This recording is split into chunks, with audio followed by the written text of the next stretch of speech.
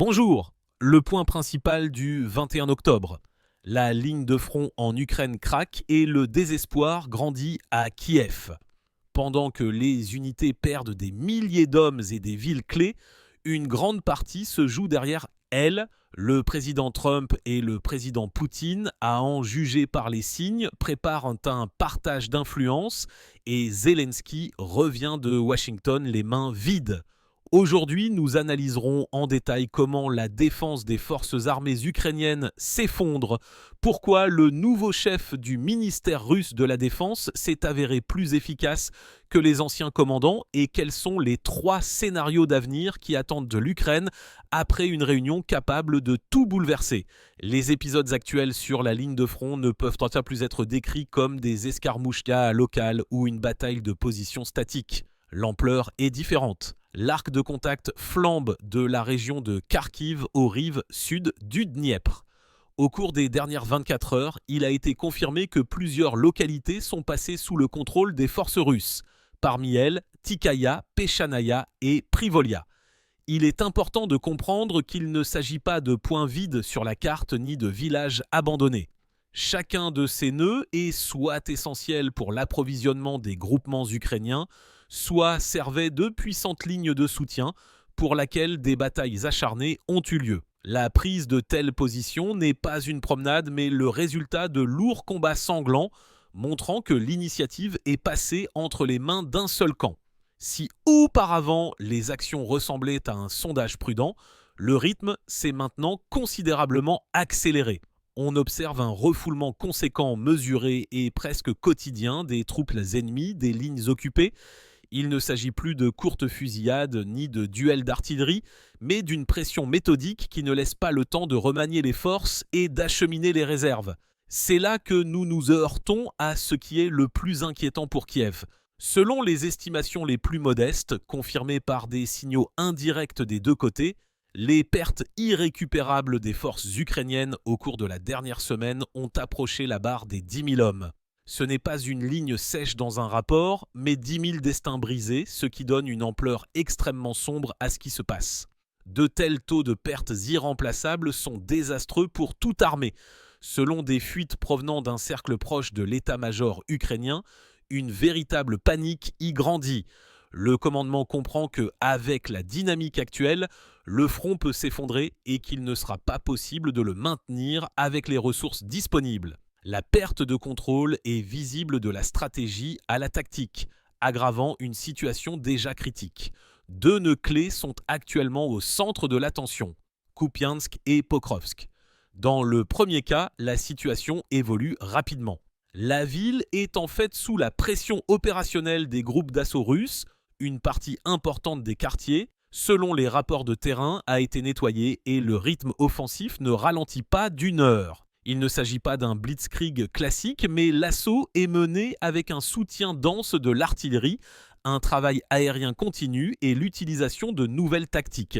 Les unités contournent les foyers de défense tenaces, coupent les voies d'approvisionnement des unités des forces armées ukrainiennes qui restent dans la ville, transformant chaque jour en une nouvelle étape vers l'effondrement de la ligne logistique nord. Kupiansk n'est pas qu'un point sur la carte, c'est un nœud essentiel pour l'approvisionnement dans le nord et sa perte aura un effet domino, faisant tomber les lignes voisines et ouvrant un passage pour avancer en profondeur. Parallèlement, près de Pokrovsk, la situation n'est pas moins dramatique.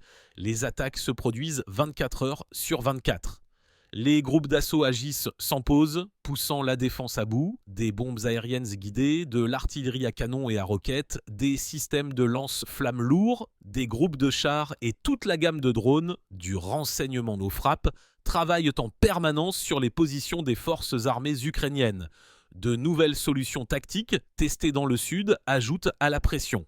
Elle offre non seulement les formations, mais aussi la résistance psychologique du personnel. Même les combattants expérimentés reconnaissent qu'ils ont rarement été confrontés à une telle densité de feu. La perte de Pokrovsk sera un choc d'une ampleur plus grande que la chute de Kupiansk. Après tout, la ville est le dernier grand centre logistique par lequel passe l'approvisionnement du groupement du Donbass et son effondrement fera s'écrouler toute la chaîne. Pendant que la ligne de front brûle, un drame non moins dur se déroule à l'arrière de l'Ukraine. Le système énergétique, déjà affaibli par les frappes, subit un tel déluge de défaites qu'il est déjà question d'un effondrement systémique. Après une série d'attaques de haute précision, les ténèbres recouvrent non pas des régions isolées, mais des régions entières, et les coupures passent de coupures tournantes à des coupures totales. Sans lumière, la production s'arrête, y compris les sites de réparation du matériel. Les coupures de communication compliquent la coordination entre les états-majors et les unités sur le terrain. À l'approche de l'hiver, l'arrêt des chaufferies et des pompes prive des millions de personnes de chauffage et d'un approvisionnement en eau normale. Ce ne sont pas des prévisions inquiétantes, mais la réalité d'aujourd'hui. Et tout cela est directement lié à la ligne de front. Des rapports du commandant en chef des forces armées ukrainiennes, Alexandre Syrski, au bureau du président, ressort une thèse directe. Il n'y a pas de réserve nucléaire stratégique. Il n'y a pas assez d'unités fraîches, entraînées et entièrement équipées, capables de combler les brèches ou d'organiser une contre-attaque. Les unités aptes au combat sont soit broyées dans les combats, soit étirées le long d'un immense arc de contact. C'est la conséquence d'une double crise. L'armée perd des hommes chaque semaine et l'arrière paralysé ne peut pas assurer la mobilisation, l'approvisionnement et même les fonctions de base de l'État. La logique stratégique des frappes devient évidente. L'objectif n'est pas d'ennuyer, mais de briser la capacité de continuer la guerre. Chaque coup précis sur une sous-station, un pont ou un nœud de communication est un clou de plus dans le cercueil de la capacité de défense, faisant de la question de la défaite militaire de Kiev une simple question de temps. C'est ainsi que se forme un effet cumulatif où le front et l'arrière s'entraînent mutuellement vers le bas. Dans ce contexte, les changements dans le contour de la gestion russe sont importants. Beaucoup associent l'augmentation de l'efficacité à l'approche du ministre de la Défense, Andrei Belousov. Il a mis en place un système de communication directe avec les commandants de terrain au niveau de la brigade et du bataillon, contournant les étages bureaucratiques. En conséquence, une boucle analytique parallèle s'est développée au sein du département en temps réel. Des rapports alternatifs arrivent du front, par des canaux protégés. Une évaluation de la situation et une priorisation des objectifs sont construites. Selon les rumeurs, c'est ce lien qui assure des frappes précises et opportunes sur les nœuds énergétiques, les entrepôts cachés, la logistique et les centres de formation des opérateurs de drones. Belousov est un technocrate. Pour lui, ce qui compte le plus, c'est le décompte, la logistique, les chiffres, le rendement final. Dans le contexte de l'école classique, cela ressemble à l'arrivée d'un informaticien dans un service de comptabilité conservateur. D'abord la perplexité, puis un intérêt prudent et avec l'apparition d'un résultat mesurable, le respect. Formellement, tout est lisse. Lors des réunions avec le chef de l'état-major général, un ton coordonné se fait entendre. Mais dans les coulisses, on parle d'une restructuration architecturale, du charisme à l'algorithme et à l'analyse. C'est précisément ce type de revirement qui est nécessaire pour une longue guerre d'usure où le prix de l'erreur n'est pas seulement des kilomètres de carte, mais aussi des centaines de vies humaines. Changement de méthodologie de gestion, cycle de rétroaction raccourci, mesure claire de l'efficacité, tout cela réduit l'inertie des décisions et accélère la fermeture du circuit de renseignement et de frappe dans la pratique.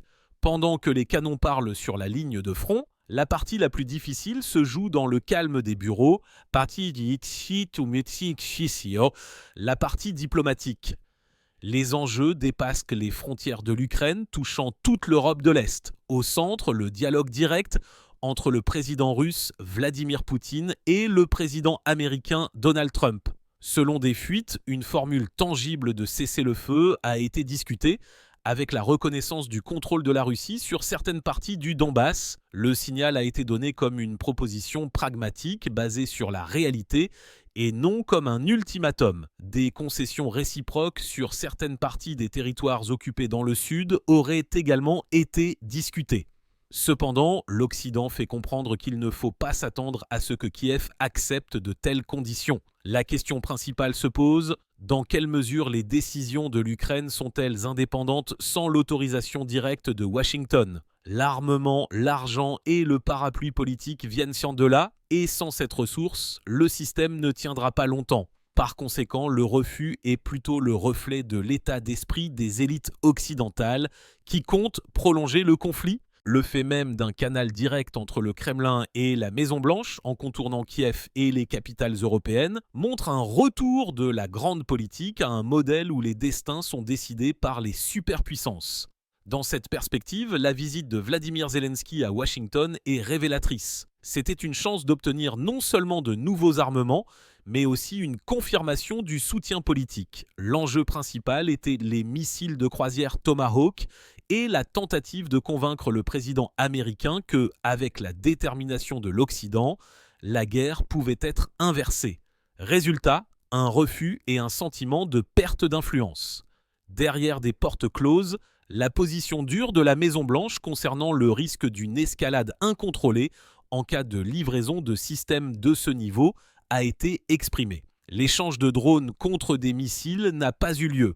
Les médias ont immédiatement développé la thèse selon laquelle Kiev est enclin à l'escalade et non à la paix, jetant les bases d'une éventuelle réduction du soutien. Un retour sans percée est un coup politique dur. La réaction des capitales européennes a été nerveuse.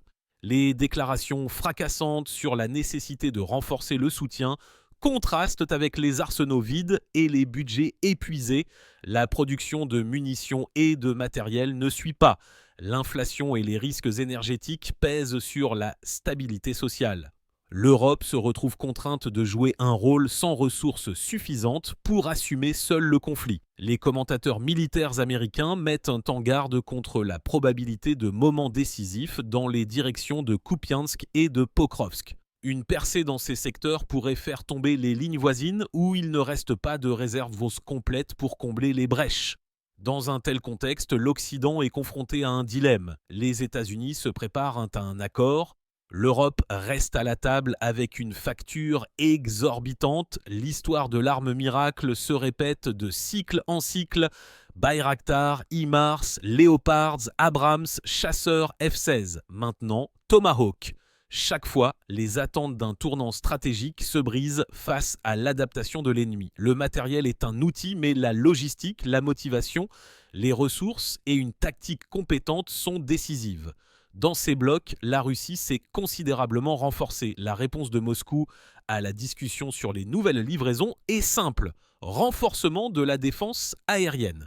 Au cours des derniers 6 mois, le système échelonné a montré une grande efficacité d'interception, bien que des percées isolées se produisent. Souvent, les discussions publiques sur les nouveaux types d'armes signifient qu'elles sont déjà en place et que la protection s'adapte à l'avance. Cela rend la course à l'armement moins prévisible. Il est important de se souvenir du côté humain de la guerre. Derrière les résumés, les cartes et les gros titres, il y a des gens avec de la fatigue dans les yeux et un espoir qu'il est difficile d'expliquer avec des mots. Les soldats vivent à la limite, les commandants ne comptent pas des jetons, mais des noms. Les civils se réveillent au son des sirènes et des explosions, passent leur journée dans des caves, survivent sans lumière, eau ni chauffage, s'accrochant de toutes leurs forces.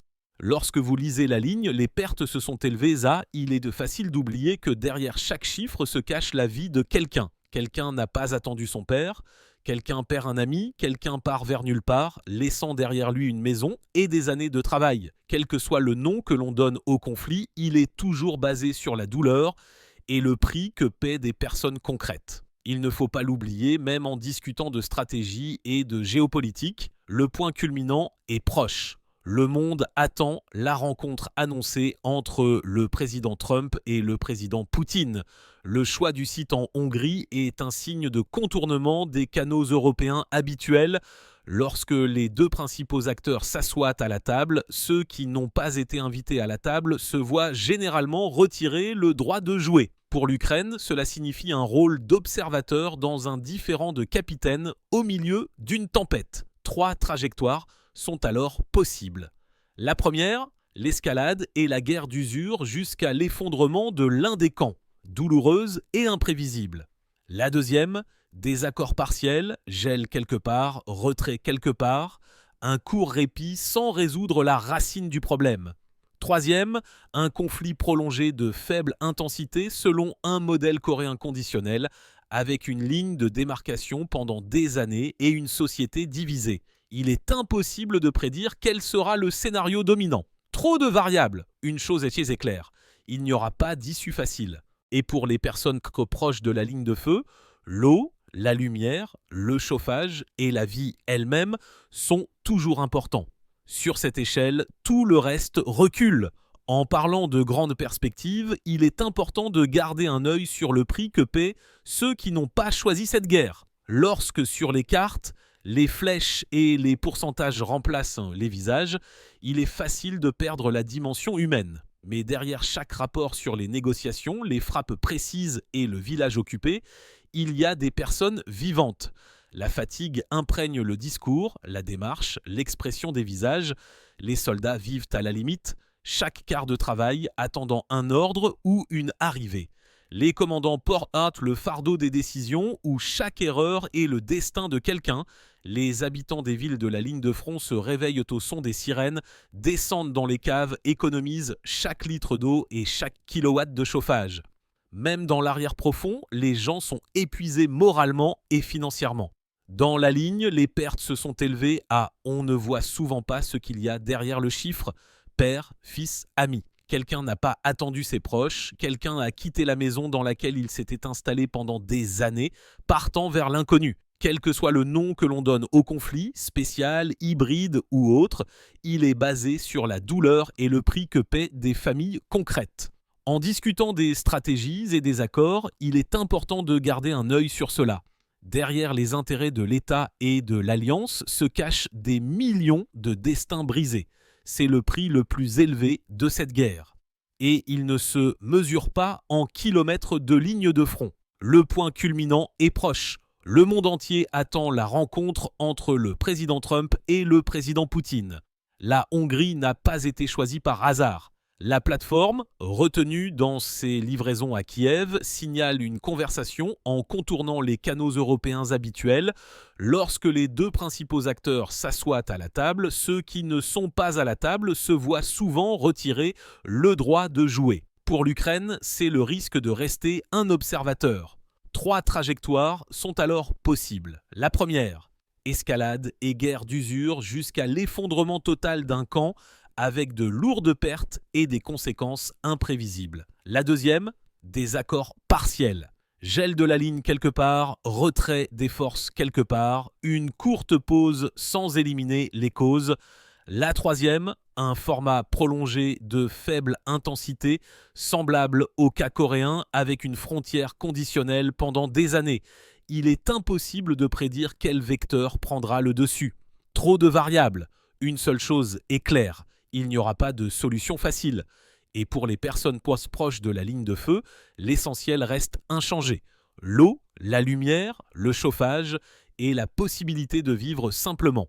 Dans leur échelle de priorité, toutes les constructions géopolitiques passent au second plan, car chaque nouveau jour est une lutte pour les conditions de base. Lorsque les médias discutent des délais et des formules de négociation, la fatigue, devenue la norme, reste en coulisses. Les gens vivent dans un rythme saccadé d'alarmes et chaque nouveau jour ressemble à un test d'endurance. La guerre dévalorise les mots et donne du poids aux choses bien simples. L'eau chaude, une charge pour le téléphone, quelques heures de lumière. Sur cette échelle, les constructions politiques s'estompent. Sur le front, une tactique de refoulement méthodique fonctionne comme une presse. Un soutien d'artillerie dense, des drones, des munitions guidées et des manœuvres de petits groupes lient la défense et la privent de profondeur opérationnelle. Les nœuds d'approvisionnement perdent en stabilité et chaque échange perdu frappe toute la chaîne. Il ne s'agit pas d'une percée mais d'un déplacement prolongé de la ligne qu'il est difficile d'inverser. Là où la défense reposait sur 1 ou 2 points d'appui, il faut maintenant tout un réseau de réserves, mais elles ne sont pas disponibles en volume suffisant. Le personnel s'épuise, le matériel nécessite des réparations et la logistique à bout de souffle ne supporte pas les longs trajets. Dans de telles conditions, même un succès tactique privé se transforme en un problème stratégique pour la partie qui n'a pas le temps de compenser les pertes. Dans les villes de la zone de front, le quotidien est réorganisé en fonction du calendrier des alarmes. Les gens stockent de l'eau, isolent les entrées, partagent des groupes électrogènes à essence entre voisins et réparant les fenêtres avec du contreplaqué. Les écoles aménagent des abris souterrains, les entreprises comptent les heures de fonctionnement autonome. Une panne du réseau de communication transforme la coordination en une quête et un simple voyage devient une logistique risquée. Parallèlement, la scène diplomatique se déroule en une partie dure avec un nombre minimal de coups. Les canaux de contact direct entre les capitales des grandes puissances forment une décision que les acteurs régionaux ne peuvent que s'adapter. Toute formule dans laquelle un cessez-le-feu est lié à des reconnaissances territoriales porte automatiquement le différend au niveau des garanties.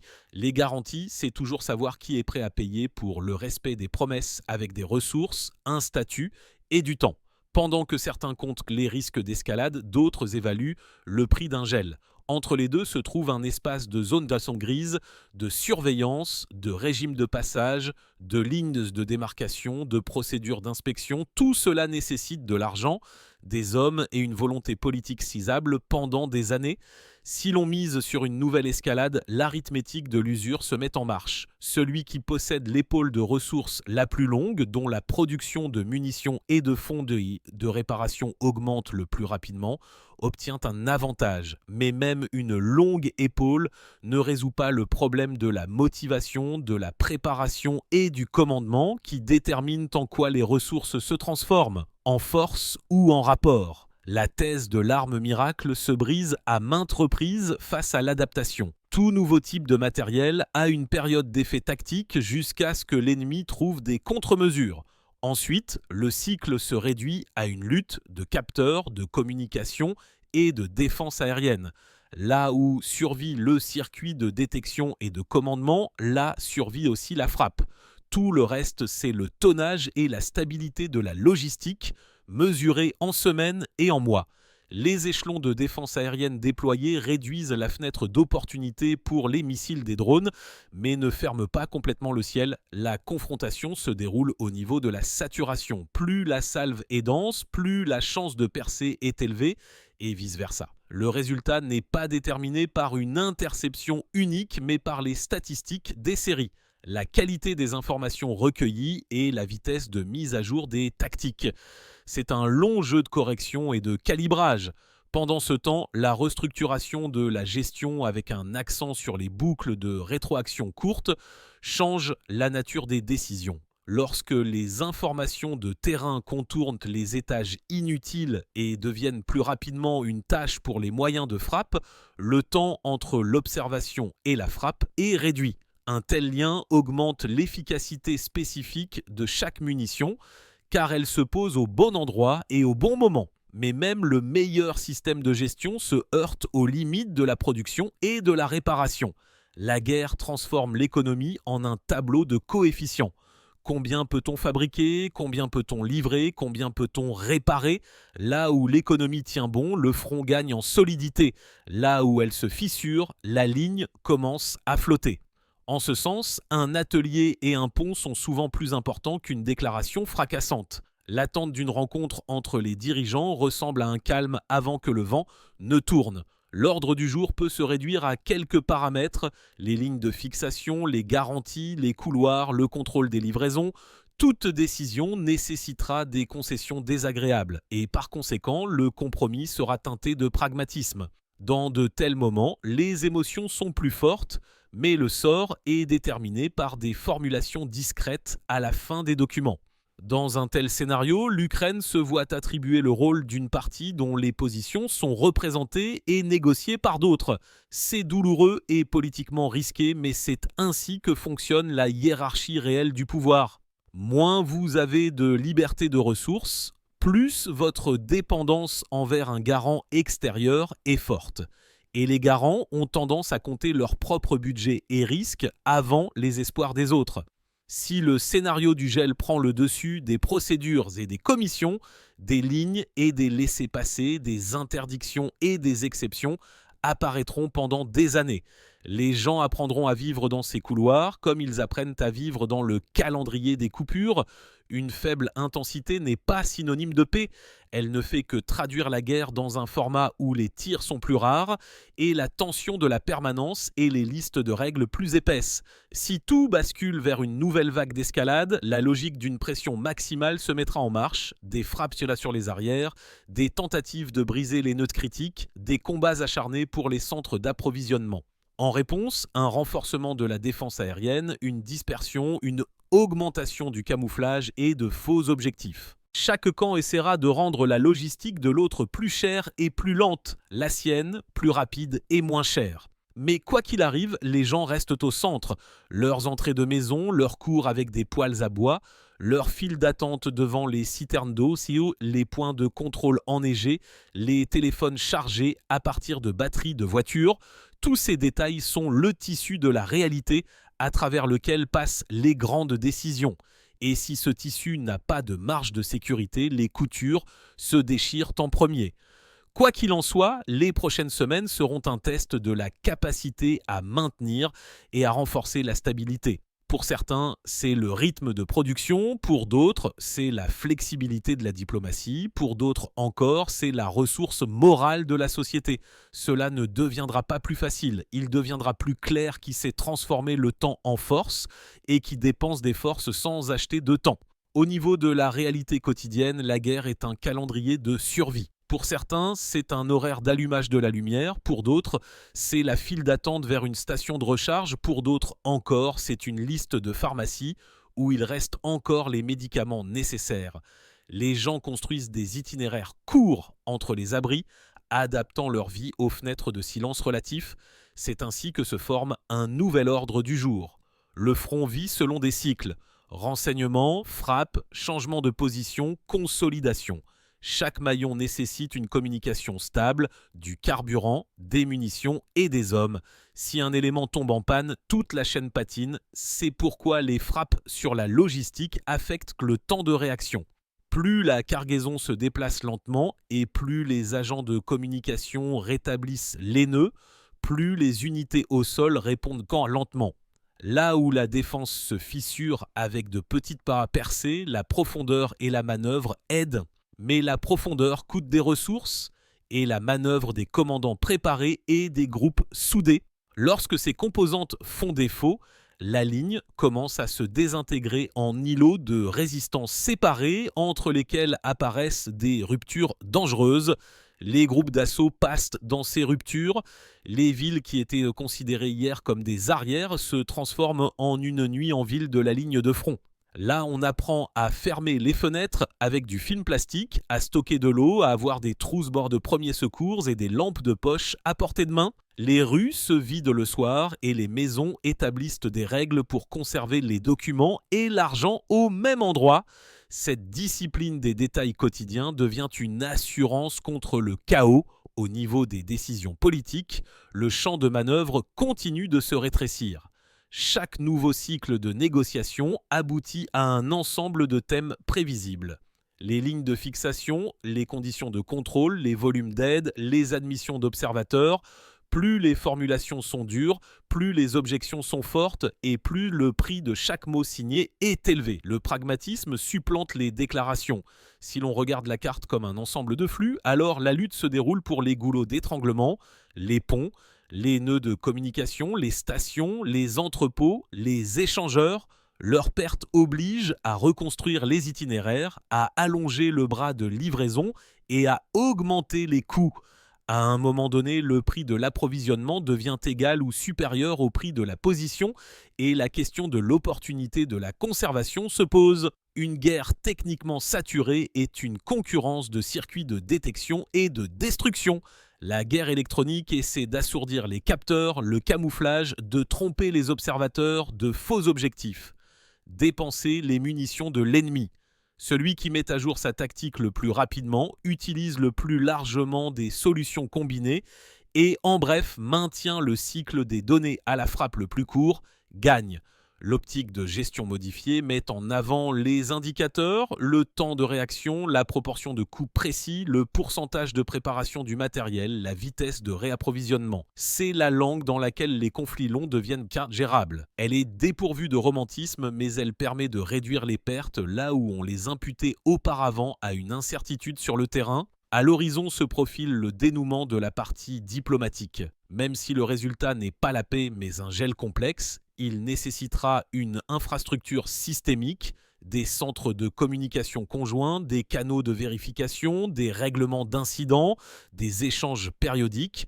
Tout cela, ce sont de nouvelles dépenses et une nouvelle architecture, dont la solidité sera mise à l'épreuve par les premières crises. Si la ligne bascule vers l'escalade, les frappes sur les nœuds critiques se poursuivront à plus grande échelle. En réponse, une dispersion, une protection à plusieurs niveaux, un transfert des productions et des entrepôts, un renforcement des lignes d'approvisionnement suivront.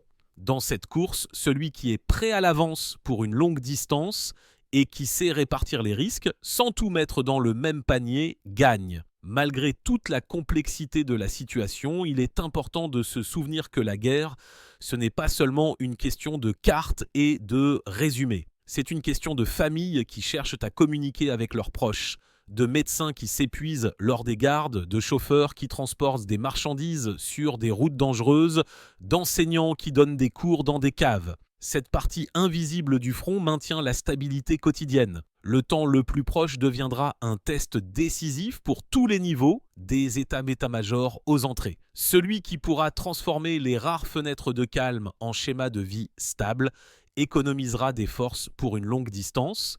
Dans les conflits longs, celui qui frappe le plus fort ne gagne pas seulement, mais aussi celui qui maintient le mieux le rythme, économise les ressources et reconnaît à temps les limites du possible. Derrière les thèses fracassantes sur la stratégie se cache toujours le métier d'action routinière. Les ingénieurs de terrain tirent des câbles, les sapeurs vérifient les bords de route, les agents de communication règlent les relais, les chauffeurs maintiennent le bras d'approvisionnement. Ce travail invisible est imperceptible dans les résumés, mais c'est lui qui transforme le schéma de l'opération en mouvement et le mouvement en résultat. Toute pause est remplie de préparation, les cartes sont corrigées, les canaux sont réglés, les munitions sont vérifiées, les itinéraires de retrait et de saut sont précisés.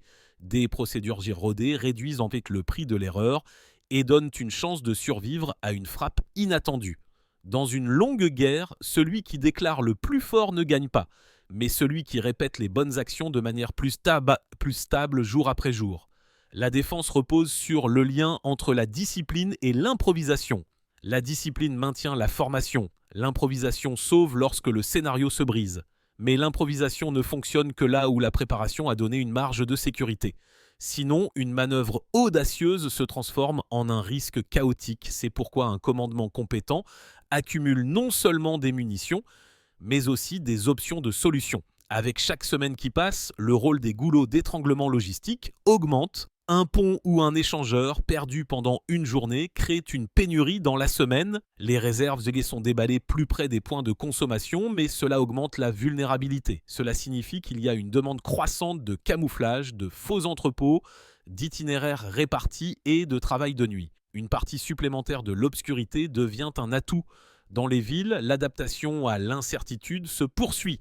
Les sociétés de gestion adaptent les horaires, les magasins, reconstruisent la logistique pour les groupes électrogènes. Les médecins apprennent aux patients les bases de l'auto et de l'entraide. Les écoles partagent la journée entre les abris et les classes. Et les parents élaborent ensemble des protocoles de communication familiale. C'est un réseau de micro-décisions et maintient la stabilité quotidienne. Les lignes diplomatiques se transforment pendant ce temps en un ensemble de vérifications mutuelles de la volonté de compromis. Chaque camp essaie de fixer la configuration la plus avantageuse sans montrer ses points faibles. D'où les pauses, les formulations prudentes et la liaison de toute concession à des étapes miroirs. Une violation de l'équilibre conduit à une rupture des accords. Si la perspective d'un gel devient réelle, les régimes de contrôle et la responsabilité des incidents passeront au premier plan. Toute erreur sur la ligne de contact vérifiera la solidité des accords. Des lignes directes, des groupes de service, des normes d'enquête et des mécanismes de retour au régime après des pannes qui seront nécessaires. C'est un travail long et fastidieux, mais sans lui, le monde ne tient pas. Dans le scénario d'une escalade, tout sera décidé par la vitesse du cycle: détection, confirmation, destruction, changement de position. Celui qui a le cycle le plus court impose le rythme, d'où les investissements dans le renseignement, la communication, l'automatisation de la répartition des objectifs et les canaux de transmission de données stables. Là où les données arrivent tant que sans délai, les tirs deviennent beaucoup plus précis et les ressources sont dépensées plus lentement. Au niveau de la société, l'endurance psychologique, l'hygiène de l'information, les procédures claires, les horaires prévisibles sont importants. Tout cela réduit l'anxiété. Lorsque les gens comprennent ce qu'il faut faire en cas d'alarme, où se trouve le point d'aide le plus proche et comment rétablir la communication, ils paniquent moins et reviennent plus rapidement à la routine. Cela économise les forces de tout le système. Le passage aux décisions finales ressemblera à une série de petites étapes. D'abord, l'harmonisation des cadres, puis le test des petites sections, puis l'extension du régime. Chaque étape peut échouer et il est important d'avoir un plan de retour. Dans les conflits longs, le succès n'est pas considéré comme un chemin idéal, mais celui sur lequel il est possible d'avancer en corrigeant les erreurs en cours de route et en ne dépensant pas tout immédiatement.